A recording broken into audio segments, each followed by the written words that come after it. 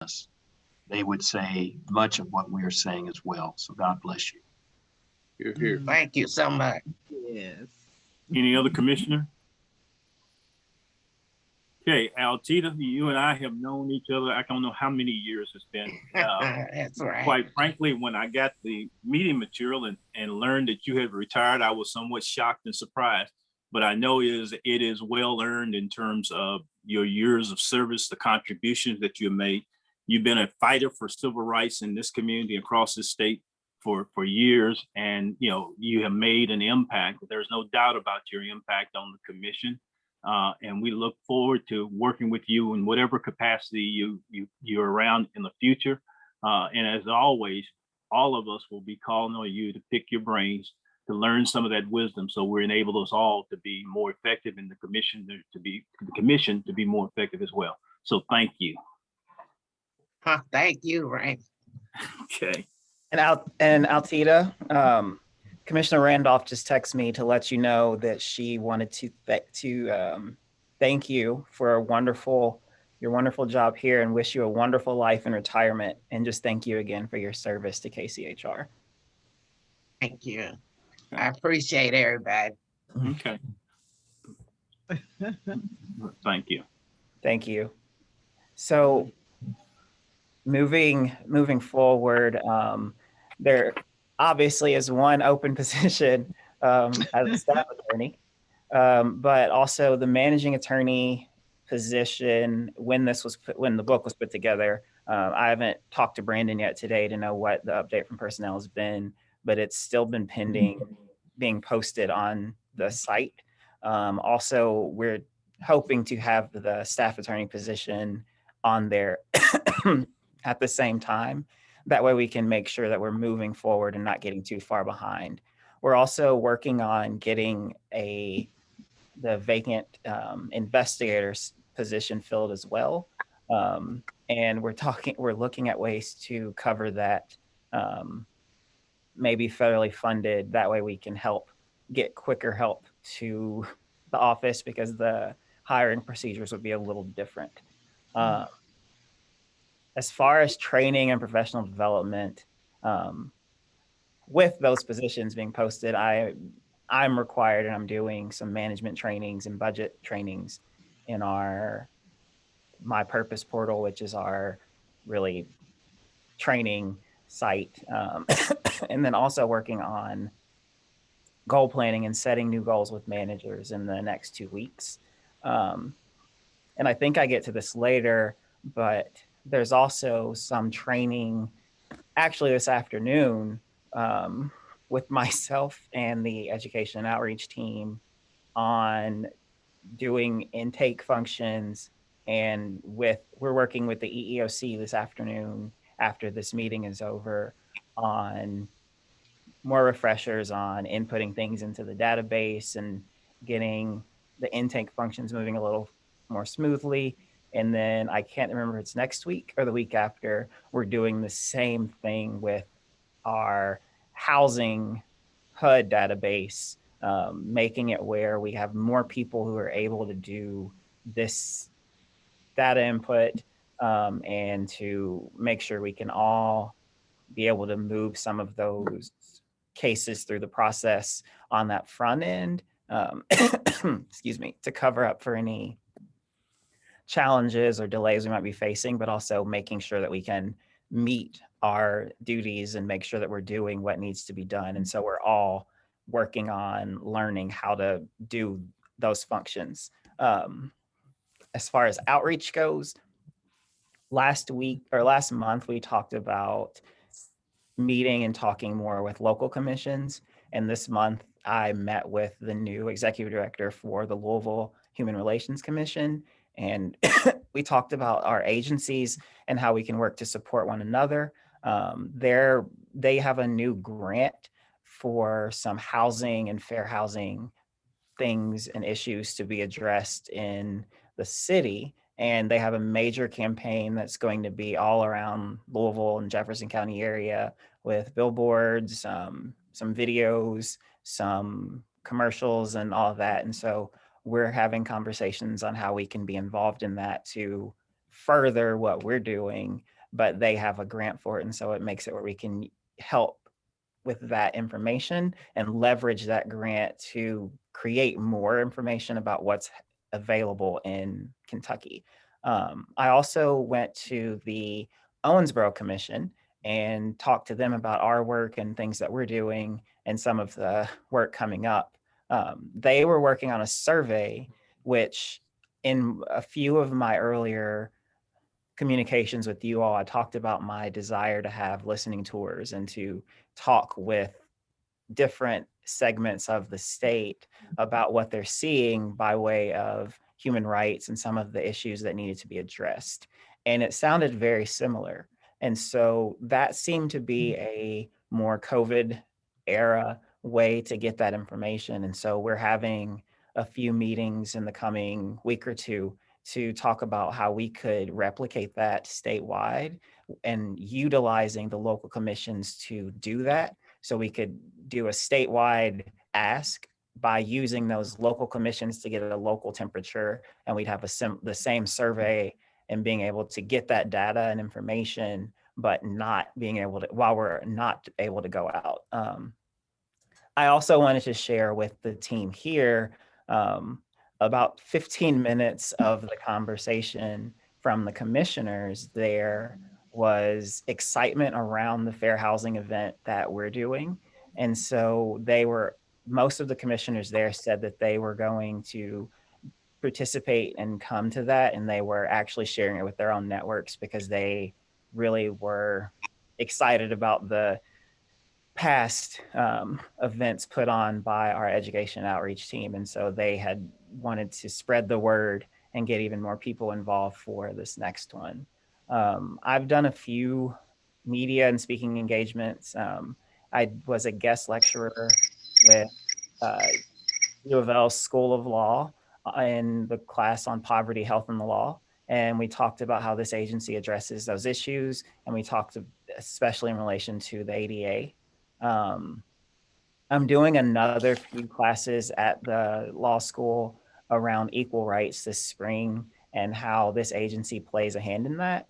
And I'm excited about this type of engagement with the law school because we're building that relationship with our local law school, and that gives us this partnership that I know I expressed to you all a few meetings ago that we are now an official placement agency, but just being able to build that relationship with our local law school is really important. I talked about our office on Wave 3 in Louisville, as well as to the state legislature. And then this past week, I was approached by Fordham University, their School of Law in Brooklyn, and they reached out to me about discussing issues around equality, equal rights, and how the faith community plays a role in addressing both of those, especially in education.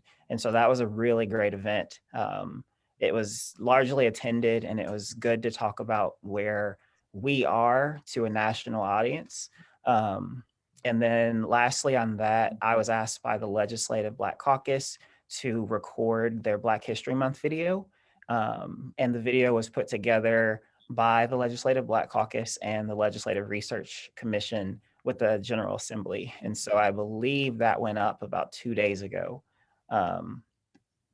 Last time we talked about technology, I let you all know about the legal case tracking software, and just as important, and the chair actually mentioned this to me probably the second time we talked about him starting about processes and making sure we have good processes.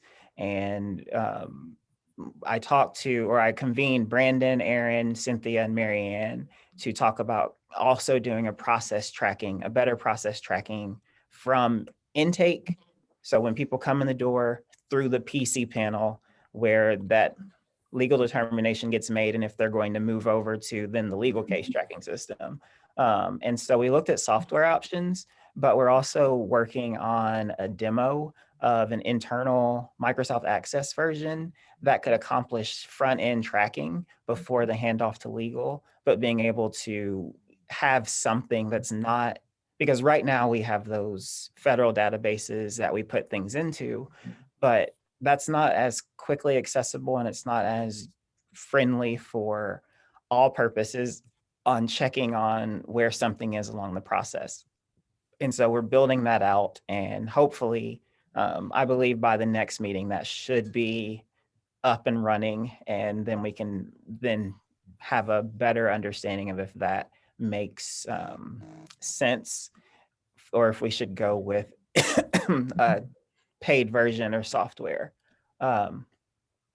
So I let you all know that we were doing all staff meetings now and updates, and I wanted to share I've enjoyed doing those and getting to have those conversations and have that quicker and more personable access to information, and hope we'll continue to do those and might even increase them.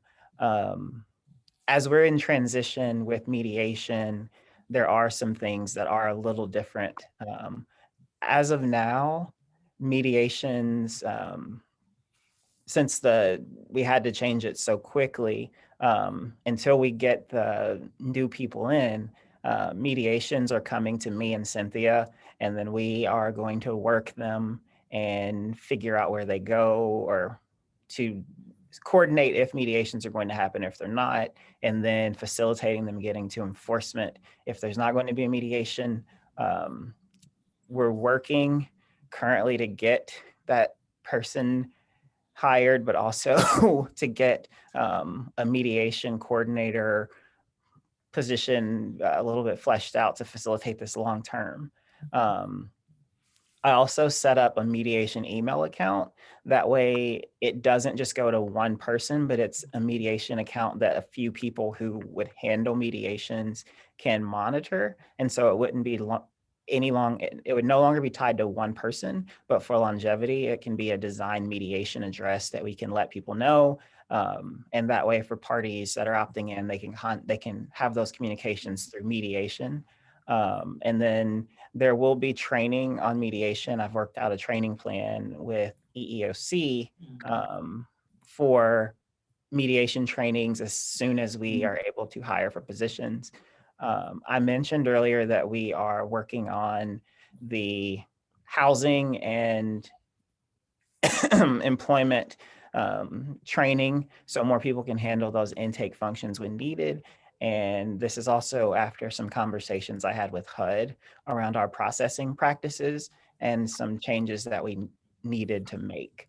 I also worked with Cynthia and Aaron to learn how to process complaints and closure documents, to expand my own knowledge, and also to make sure I know how to do the functions that are needed in this office. So if something happens where someone needs somebody to step in, that I also know what that looks like and that I could be able to learn how to do it as well. And also, we're trying to help prevent undue burden and delay when unforeseen circumstances occur. Like we've had 3 snowstorms, I guess, in a week. And so as far as our building update, we've had 6 property managers who put in to suggest spaces for us to move into.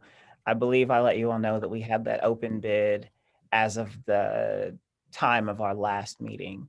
And so when that closed, there were 6 property managers who reached out and said that they would have suitable space. And so I was asked to have a very small selected team to set appointments to view all of these proposals and look at the buildings and decide if they are suitable before people move forward.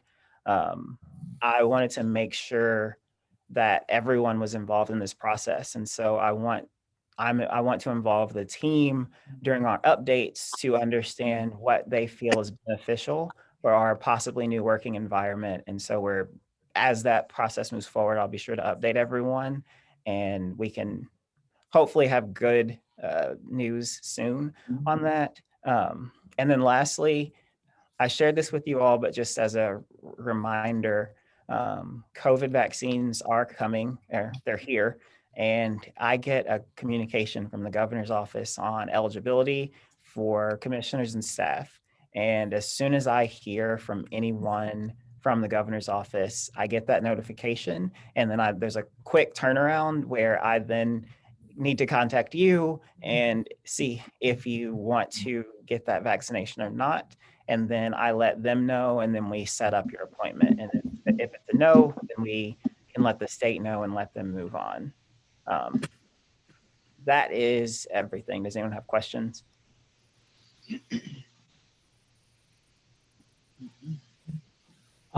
Just to add, I didn't tell you this, but I spoke with Real Properties on the phone. They called me, and they were waiting for Jefferson County to turn yellow, or to get out of the red before they were going to come up and view properties. And yesterday we were out of the red, so I would expect that to happen very soon now. Sounds good. Thanks, Brandon. I guess I would express concern for you, Mr. Sullivan, about all the things that you're involved in and stretching yourself too thin. You're sought after, talented, gifted, all that. But, you know, I would just be a little concerned on all the other things that take you away from the commission that would stretch you too thin. So. Oh, no, you're definitely right, at least on the concern about not being stretched too thin. I don't know about the nice things. But I can take them back, but I don't think it's necessary. No, I would definitely like to be mindful of where we are and what my own limitations are. And right now, my biggest concern is making sure that we can get A, these positions filled, and B, make sure that we're able to function and do the things that we're supposed to be doing. I'm actually having a meeting next week on address some more process things on backlog and getting that cleared up, as well as the direction for the new staff attorney being dedicated towards clearing up backlog on top of mediations and spreading the mediations out for actually, but being able to have more focus on our internal things and make sure that we are addressing all the things that need to be done, because that's very important. And so that's the top of mind concern. And so other things are great, but also always have to stay mindful of what needs to be done to make sure that we're doing what we need to do. Thank you. Any other questions for any of the commissioners? Okay, hearing none. Thank you for that report, Terrence. Next is budget and personnel, Brandon. You have my report before you. A couple things. We are working feverishly to get those positions filled, and it's just been a little roadblock with the personnel cabinet being so busy and a few technical items. And I was hoping to have the access database for tracking ready for this meeting, but unfortunately that did not happen. I've been somewhat busy. So that being said, do you have any questions about the financial report or any other issues? Yes. I have a question. Yes. Go ahead. Yeah, number E255. It says that we spend, some $3,000. I mean, $3,090 for advertising. Could I know what is that, please? Yes. So that money was part of a specific HUD grant called the Partnership Grant, and it was advertising in KCO, the Kentucky Association of Counties publication. It's something specifically that Marianne, it's extra money that Marianne brought in and that had to be used specifically for fair housing advertising. If you have any questions specifically, Marianne could probably answer, but. Not really. However, I would suggest to think a way for start hitting a little more the Hispanic community. So Okay. if by some way you could consider to run some advertising in some of the a source for the Hispanic community. I'm thinking about, a couple of newspapers, Facebook, etc. Because again, I still think that people, they don't know what we are doing here. I think a good way is to reach, the community. So is it? Very good.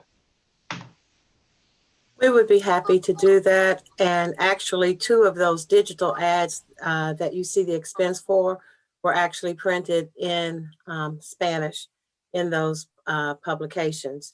And we do have an event coming up in March and hopefully April and May that will specifically target Hispanic communities in Kentucky. So I can talk a little more about that when we get to Education Outreach Report. Thank you. And if you want to see, Before you go, Commissioner Cheney has a question. okay, just 1 second, and before that question, I will show you the actual ad from KCO. Can everyone see it? It says Youth Yeah. Plus Fair Housing, a Better Community. Yeah. And I think that was on the 3rd page. It might have been just inside. So it was a full page ad that was paid for by HUD. All right. Yes, Commissioner Cheney. Oh, just thank you for the budget variance, Brandon. Just whenever you get a chance, can you just send us a copy with the columns where they don't have the hashtags and the Yes. numerics? Then yeah, just a minor thing, but thank you. You're welcome. Brandon, I have a question. What kinds of things are included in E399 other? So E399 other, I can give you a full breakdown. We did include the federal funds payment to our social media consultant in that recently. And everything else would be pretty minor, but sometimes there just aren't object code. Those are called object codes, but there just aren't codes that cover certain types of expenses.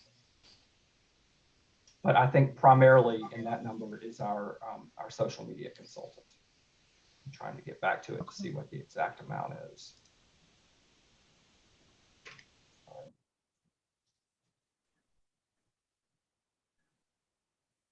That's fine, thank you.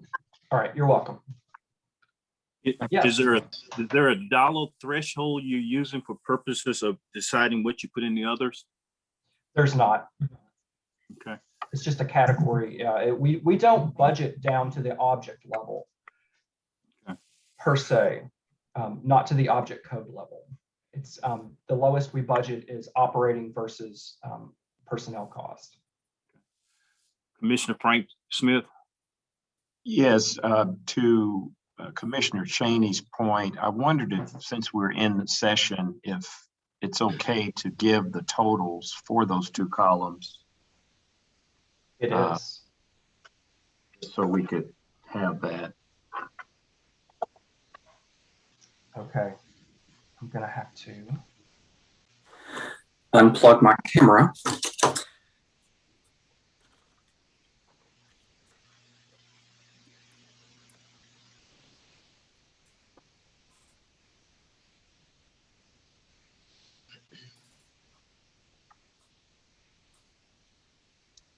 Vice Chair, what was your question? My screen froze. Well, I just asked to Commissioner Cheney's question, since we were actually in the meeting, could we have those totals for those 2 columns? I was going to ask the same question, so figured we could just make notation of them. It's the bottom of page 23, the total lines for FY 2020 year to date and FY 2021 year to date. The sale didn't make the sales wide enough for the numbers to in fact print. So that's what he's looking up.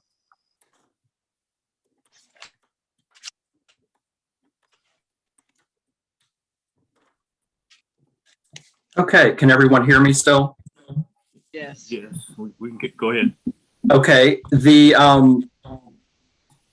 column D, the fiscal year 2020 is $1,367,311.49. Fiscal year 2021 year to date is $1,387,823.06.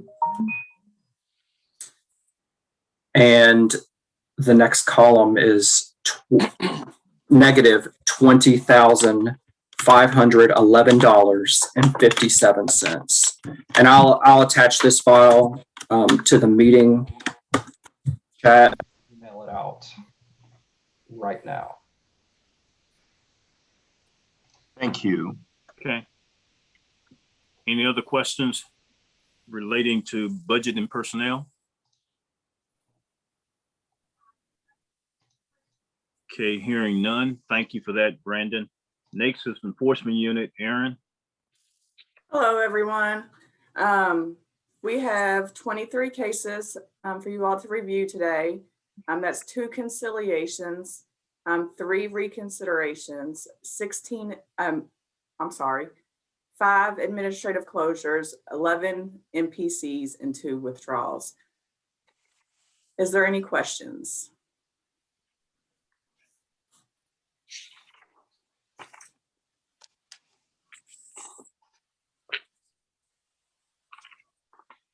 Any questions from any of the commissioners regarding any of the cases referenced?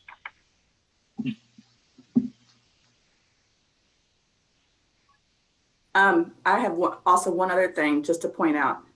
We had an opportunity this year to do an engagement partnership with the EEOC. So 4 of the administrative closures you see against Joe Mel Seams, one of our investigators actually did a joint investigation with the EEOC, and it was a really great training opportunity for her. And we also got $1,000 extra to partnership with them and do that joint investigation. So it was a great opportunity. Good. I had a couple of just very minor clerical thing, but it does change the meaning. On page 137 on the case Joseph versus CDL, the second to the last sentence says staff investigation did find any evidence to indicate that the respondent treated the complainant differently because of his race. So I think that should say did not find. Yes, we can correct that. Okay. I wondered, the case 8759E, which is a dismissal related to the young lady, I believe, who was pregnant. And I just wondered if you could kind of verbalize a little bit of that, contextualize that, because it seemed to me that in this particular case, there was just something missing. And I wondered what, for example, it said the respondent suffered an outage requiring tellers to count out change by hand. How was that outage? Was that at all verified? It seemed like there was some action taken. They just said a team lead found that the complainant had not counted out the change in the way required by policy. And, you know, it seemed that if there was some issue with how this person had to count change, if there was some form of an outage, that what consideration was given to that. I'm looking over the CRC now. Just give me 1 second.